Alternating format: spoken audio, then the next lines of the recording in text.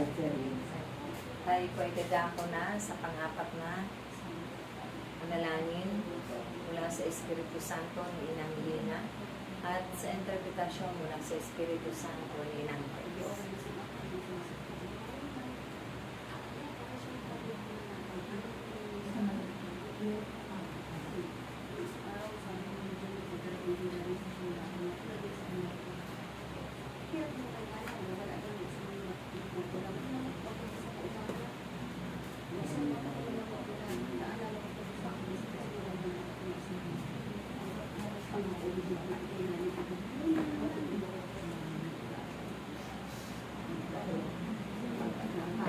Sumayin niyo ang kapayapaan.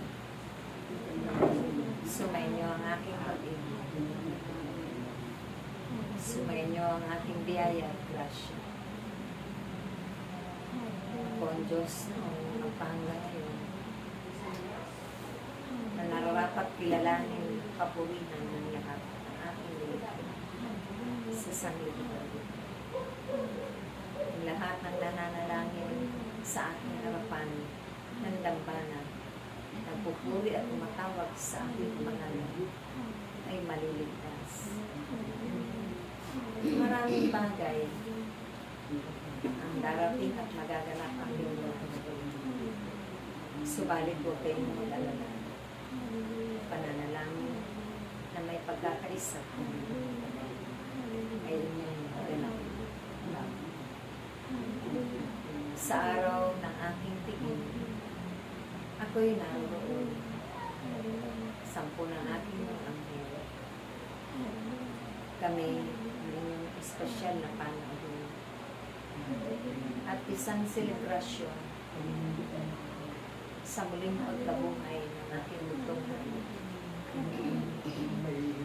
ay buong puso itagalak ko. Dahil ito'y biyaya sa buong sanglibutan. Biyaya sa inyong mga buhay, sa inyong saling lang.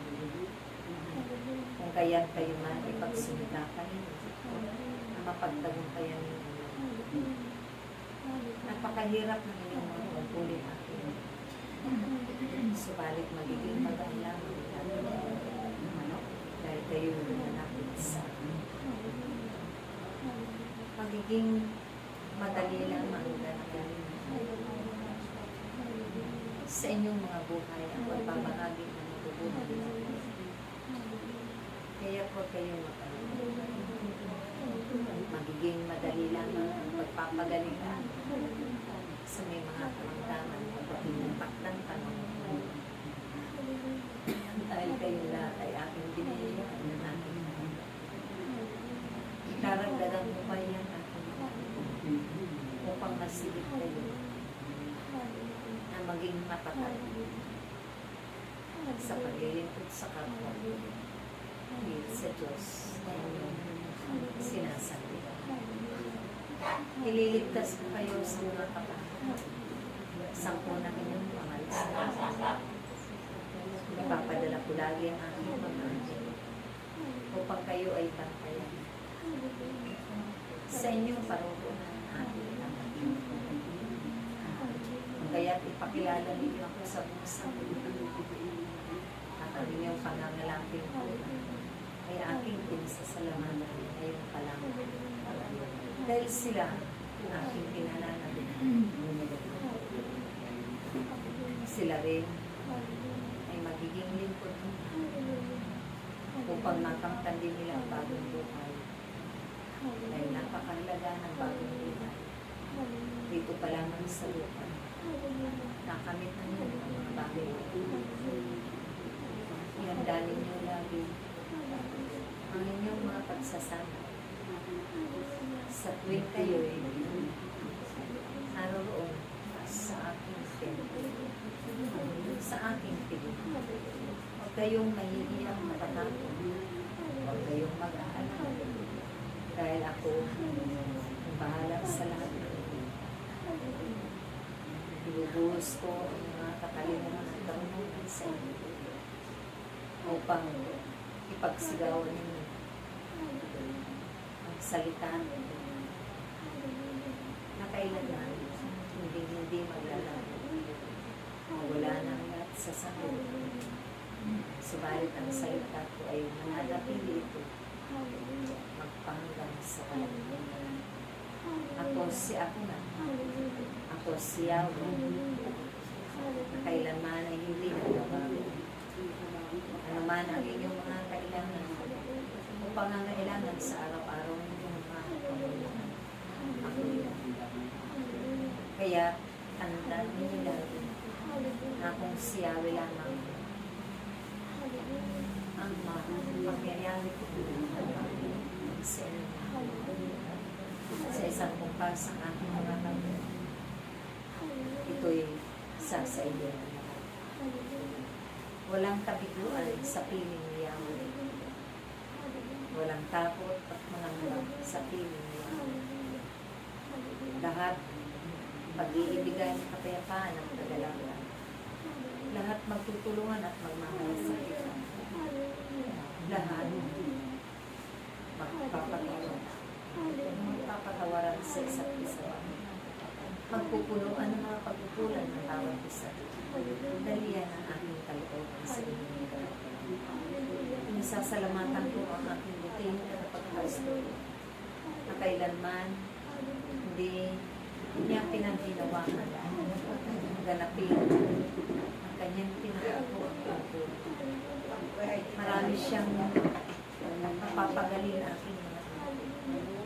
Marami siyang natutulungan mga aba ninyong kapatid. Marami siyang matuturuan ang aking salita upang maipalaganap ito doon sa mga umaw sa aking salita. Sila'y walang kamalayan. Nangina ang kanilang pananalig at pananampalataya kay Yahweh. Kung kaya't sa pamamagitan ninyo na aking instrumento, tunay at tiyak na manunumbalik ang kanilang pananalig at pananampalataya sa akin. Nanunumbalik sila sa aking tulong. Malaon na silang nalayo sa Diyos na makapangyarihan sa iyo. Kung kaya't sa pamamagitan ninyo, sa pagtutulungan ninyo at pagtitiis at pagsasakripisyo, sundin ang aking mga mahalagang ipinabutos. Tunay, marami kayong mga tupa na mailalapit kay Yahweh. Kaya, sa pamamagitan nito, ang aking dating pagpapala ay sasayo. Marami kayong hipuin at ipapanalangin na may mga sakit at karamdaman. At tunay na sila'y pagkakalubak ko ng himala ng kagalingan. Upang si Yahweh ay tunay na mapapurihan at makilala ng isang lupa. Hindi lamang sa pagpapakilala ninyo, sa pagsasalita ninyo sa aking mga, sa pamamagitan ng inyong mga mabubuting paggawa at pagkahabi. Maraming salamat aking Panginoon. Naway, marami pa kayo matutunan sa pamamagitan ng aking salita. At lumawit pa ang inyong mga buhay. Lumakas pa ang inyong mga pangangatawan sa pamamagitan. Maraming salamat. Nariyan kayo sa init at apdi nito sa inyong mga pangangatawan. Subalit, nahihirapan mo kayo.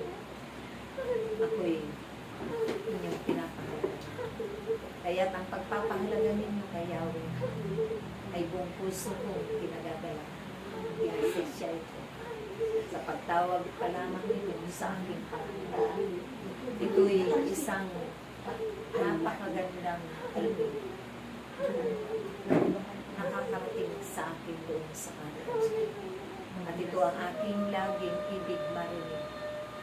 Ang papuri ninyo, ang pagsamba na may pagkakaisa, na may tunay at katapatan sa inyong na pagsasambit ng mga katagang Yahweh, Yahweh, Yahweh. Ang pag-awit ng inyong kapatid ay aking pinahintulutan sa pamamagitan ng aking espiritu na iyan ay pinananabigan ko rin mapakinggan dahil isang musika ito sa aking pandinig na nakakarating at umaalingaw doon sa aking pandinig. Maraming salamat aking anak. Marami kang pinagdaanan tiisin sa buhay. Subalit na natili ka sa aking piling. Kung ikaw ay aking itinalaga at tinawag, tunay at pinatunayan mo na iniibig mo ako. Sangko ng ating multong anak. Ang inang Birheng Maria, ng Banal na Espiritu Santo. Amen.